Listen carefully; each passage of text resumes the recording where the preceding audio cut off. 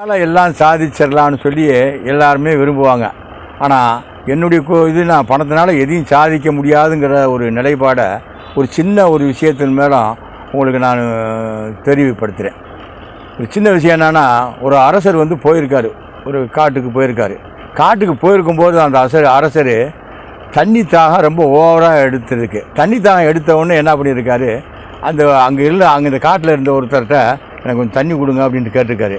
அவர் என்ன சொல்கிறாரு, தண்ணி தர்றதுக்கு எனக்கு நீங்கள் அரசராக இருக்கீங்க, ஒரு பேர்வாரி அந்த அரசில் உள்ளதை எனக்கு பேர்வாதி கொடுத்தா தான் அந்த தண்ணியை தருவேன் அப்படிங்கிறாரு. ஒரு டிமாண்டு வைக்கிறாரு. இந்த பேர்வாதி கொடுக்குறேன்னு சொல்லி டிமாண்டு வச்சவொடனே தரமாட்டின்னு அவர்கிட்ட சொல்ல, அவர் தண்ணி தான் அப்படியே உயிர் போகிற மாதிரி இருக்குது. ஒரு கேட்ட உடனே நீ எதுக்குப்பா, எனக்கு தண்ணியை கொடுப்பா, எனக்கு தண்ணி கொடுத்தா போதும் அப்படின்னு சொல்லி கேட்டிருக்காரு. அந்த தண்ணியை கொடுத்துட்டாரு. தண்ணியை கொடுத்துட்டவுடனே குடிச்சிட்டாரு. குடிச்சிட்ட பிறகு கொஞ்சம் நேரம் பொறுத்து ஒரு மணி நேரம் 2 மணி நேரத்துக்கு அந்த நீர் வெளியாக மாட்டுக்குது.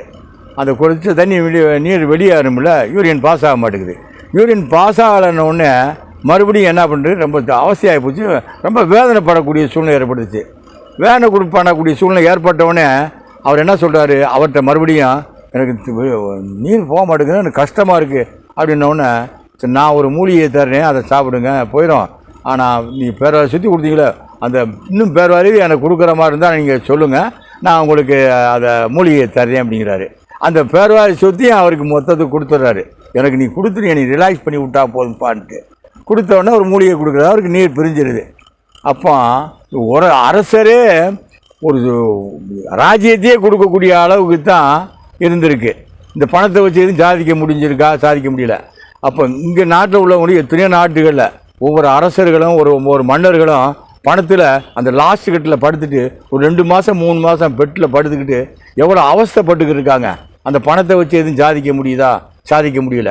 பணத்தை வச்சு சாதிக்க முடியணும்னு சொல்கிறவங்கெல்லாம் இன்றைக்கி வீழ்ச்சி அடைஞ்சு தான் போய்கிட்டு இருக்காங்க. பணத்தை வச்சு எதுவும் சாதிக்க முடியாதுங்கிற நிலைக்கு வந்துடணும். நம்ம இறந்த பிறகு ஒரு வாழ்க்கை இருக்குது. அந்த வாழ்க்கைக்கு என்ன அங்கே கொண்டு போகணும், அங்கே கொண்டு போகிறது எது நல்லதுங்கிறது தான் நம்ம மனசில் உள்வாங்கணும். ஒரு ஏழை இருப்பான், 3 நேரத்தில் 2 வேளை தான் சாப்பாடு இருக்குன்னு, 1 வேளை தான் சாப்பாடு இருக்கும். சாப்பிடாம நிம்மதியாக சாப்பிட்டு தூங்கியிருப்பான். ஆனால் அவன் எதுவுமே சேர்த்து வச்சுருக்க மாட்டான். இறந்த பிறகு அவன் இங்கே அற்புதமான முறையில் அவனும் சாப்பிட்டு இருந்து அடுத்தவங்களுக்கு அவனால் முடிஞ்சதை கொடுத்துருப்பான். அவனுக்கு சொர்க்கம் போகக்கூடிய சூழ்நிலை ஏற்பட்டுரும். இறைவனுக்கு உயர்ந்த பதவியை கொடுக்கக்கூடிய சூழ்நிலை கூட ஏற்பட்டுரும். ஆனால் இந்த பெரிய லெவலில் வாழ்ந்தவன் இறைவன் சொன்னபடி வாழாதனால அவன் இறைவனுடைய தண்டனைக்கு ஆளாகக்கூடிய சூழ்நிலையை ஏற்படுத்தக்கூடிய சூழ்நிலை ஏற்பட்டுறான். இப்போ இதிலிருந்து நம்ம என்ன தெரிஞ்சுக்கிறோன்னா, பணத்தை வச்சு எதுவும் சாதிக்க முடியாது. நல்ல ஒழுக்கமும் நல்ல பழக்கங்கள் தான் நம்ம எதையும் சாதிக்க முடியுங்கிற நம்ம உள்வாங்கிக்கிறணும். இன்ஷா அல்லாஹ் உள்வாங்கிக்கிறோமா? அஸ்ஸலாமு அலைக்கும் வரஹ்மத்துல்லாஹி வபரகாத்துஹு.